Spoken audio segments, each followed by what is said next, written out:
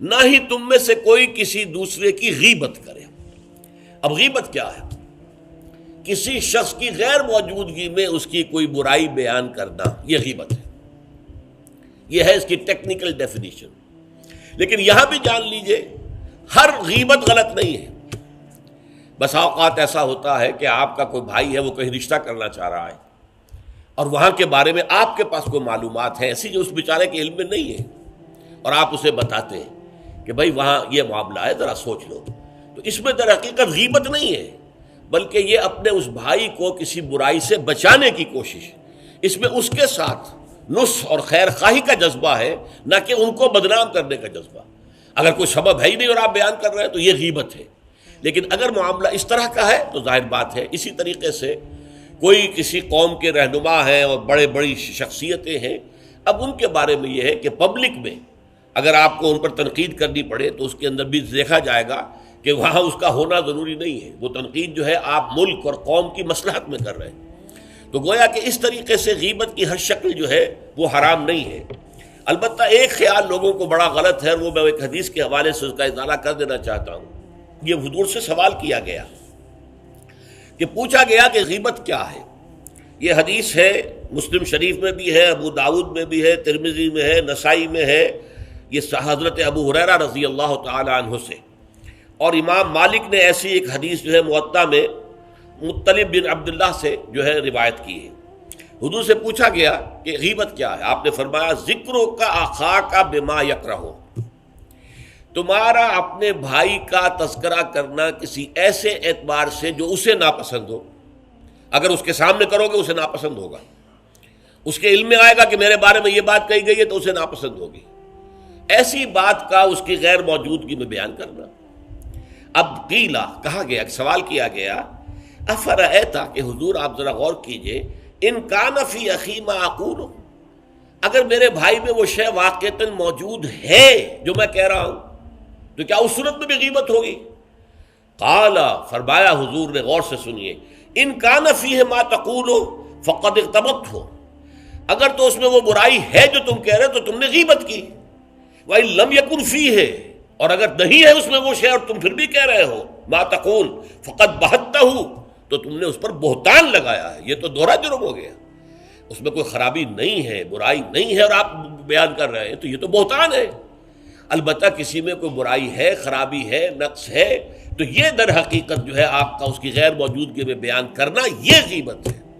تو اس اعتبار سے غیبت کی جو برائی ہے اس کو اچھی طرح سمجھ لیجئے، اور یہ ہمارے معاشرے کے اندر بہت پھیلی ہوئی ہے یہ شے، بلکہ یہ کہا جاتا ہے اور صحیح کہا جاتا ہے کہ وہ کئی کورسز کا ڈنر ہونے کے بعد جو ہے پھر جب گفتگویں ہوتی ہیں تو معلوم ہوتا ہے کہ سب سے زیادہ لذیذ ڈش جو ہے وہ ایک دوسرے کی غیبت ہے۔ اور ہوتا کیا ہے، شادی کا کہیں پر مجمع لگا ہوا ہے اور جو ہے وہ ابھی بارات نہیں آئی ہے یا کوئی اور مسئلہ ہے، بیٹھے ہوئے ہیں، تو جب 3 آدمی بیٹھے ہوں گے تو کسی اور کی غیبت کریں گے، اور جب ان میں سے ایک اٹھ کے چلا جائے گا تو اب یہ دونوں اس کی غیبت کریں گے۔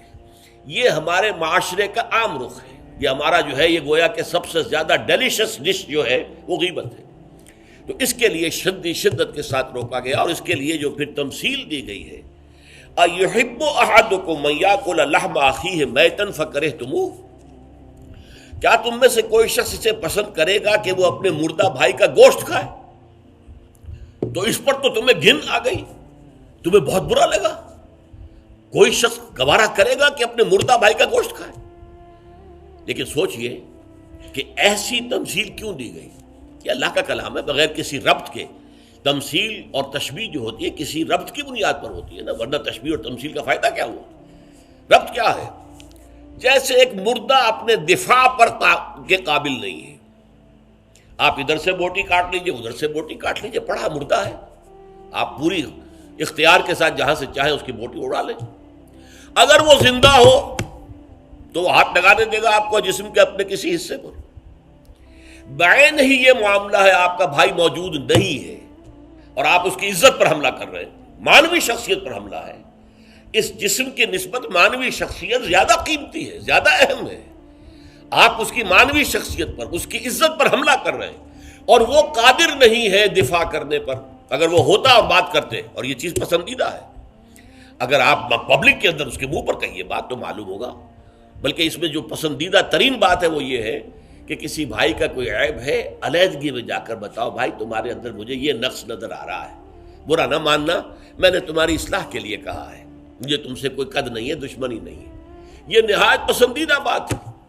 اس کو کہا گیا المسلم مرآۃ المسلم، ایک مسلمان دوسرے مسلمان کے لیے آئینے کے مانند ہے۔ جیسے آپ آئینہ دیکھتے دیکھتے رہے یہاں کوئی داغ لگا ہوا، دھبا لگا ہوا، آپ اسے دھو دیتے ہیں، ہٹا دیتے ہیں۔ اسی طریقے سے ایک مسلمان کو اپنے مسلمان بھائی کے لیے آئینے کے مانند ہونا چاہیے کہ وہ اسے اس کی خرابیوں پر، اس کی برائیوں پر مطلع کر دے۔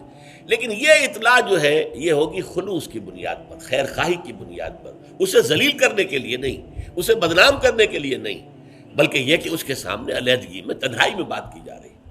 البتہ اس کی غیر موجودگی میں بات کی جائے وہ غیبت ہے، اور وہ بالکل صحیح تمثیل ہے جو قرآن نے استعمال کی ہے، صحیح ترین تمثیل ہے۔ اَيُحِبُّ أَحَدُكُمْ أَن يَأْكُلَ لَحْمَ أَخِيهِ مَيْتًا فَكَرِهْتُمُوهُ، کیا تم میں سے کوئی شخص پسند کرے گا اپنے مردہ بھائی کا گوشت کھائے؟ بالکل اسی طریقے سے وہ تمہارا بھائی جو محفل میں نہیں ہے، وہ اپنی عزت کے دفاع پر قادر نہیں ہے۔ اگر وہ ہوتا تو کہتا بھائی آپ غلط کہہ رہے ہیں، آپ کو مغالطہ ہوا ہے، بات یوں نہیں تھی، یوں تھی، کوئی ایکسپلین کرتا، کوئی اپنا دفاع کرتا، کوئی اپنی شخصیت کا، اپنی عزت کا تحفظ کرتا، لیکن وہاں نہیں ہے وہ تو اپنے تحفظ پر قادر نہیں ہے۔ لہذا یہ غیبت در حقیقت معنوی سطح پر وہی شے ہے جو مادی سطح پر کسی مردہ بھائی کا گوشت کھانا ہے۔ فَكَرِهْتُمُوهُ، یہ تو تمہیں بہت برا لگا یہ بات۔ بلکہ اکثر لوگ کہیں گے کہ ایسی مثالیں جو ہیں، کیا ماذا اراد اللہ بہذا مسئلہ، ایسی تمثیل دینا، کہیں گدھے کی تمثیل دی گئی ہے قرآن مجید میں، وہ یہودی جن کے اوپر تورات کا تو بار تو لدا ہوا ہے، تورات پر عمل نہیں کرتے، تو ان کی مثال کیا ہے؟ کمثل الحمار یحمل اسفارا، وہ تو ایسے ہے جیسے کہ گدھا ہے، اس کی پیٹھ کے اوپر کتابوں کے انبار لگے ہوئے ہیں، گٹھری باندھ کر جو ہے مکالمات افلاطون لکھی ہوئی ہے، یا انسائکلوپیڈیا برٹانیکا کی گٹھری باندھ کے رکھ دی گئی ہے، اسے کیا فائدہ؟ اسی طرح سورہ اعراف میں کتے کی مثال دی گئی ہے، کہیں مچھر کی مثال دی گئی ہے، کہیں بکری کی مثال دی گئی ہے۔ تو مثالیں جو ہوتی ہیں وہ معنوی ربط کے اعتبار سے ہوتی ہیں، یہ نہیں دیکھا جاتا کس چیز کی مثال دی جا رہی ہے۔ جس چیز کے لیے مثال دی جا رہی ہے، مشبہ لہو اور مشبہ بہی، کس چیز کے ساتھ تشبیہ دی جا رہی ہے، کس لیے دی جا رہی ہے۔ اَيُحِبُّ أَحَدُكُمْ أَن يَأْكُلَ لَحْمَ أَخِيهِ مَيْتًا فَكَرِهْتُمُوهُ وَاتَّقُوا اللَّهَ، اللہ کا تقوی اختیار کرو، اس لیے کہ سارے احکام کی روح جو ہے وہ تقوی ہے۔ احکام دھرے رہ جائیں گے، رکھے رہ جائیں گے، کتابوں میں لکھے رہ جائیں گے، اگر اپنے اندر تقوی نہیں ہے، برائی سے بچنے کا ارادہ نہیں ہے، اللہ کے عذاب سے بچنے کا مستقل پختہ مصمم ارادہ نہیں ہے، تو کوئی فائدہ نہیں ان چیزوں کا۔ بھینس کے آگے بین بجانا ہو جائے گا۔ واتقوا اللہ ان اللہ تواب الرحیم، اللہ کا تقوی اختیار کرو، اور دیکھو اللہ بہت توبہ کا قبول کرنے والا ہے اور بہت رحم فرمانے والا ہے۔ تو دیکھو اگر تمہارے سے یہ خطائیں ہو رہی ہیں، تمہاری شخصیت کے اندر اگر یہ خرابیاں ہیں، تم ان برائیوں کے عادی ہو، تو ان سے اپنے آپ کو پاک کرو، صاف کرو، توبہ کرو، اور اس میں امید دلا دی کہ اللہ تعالیٰ بہت توبہ کو قبول فرمانے والا اور رحم فرمانے والا ہے۔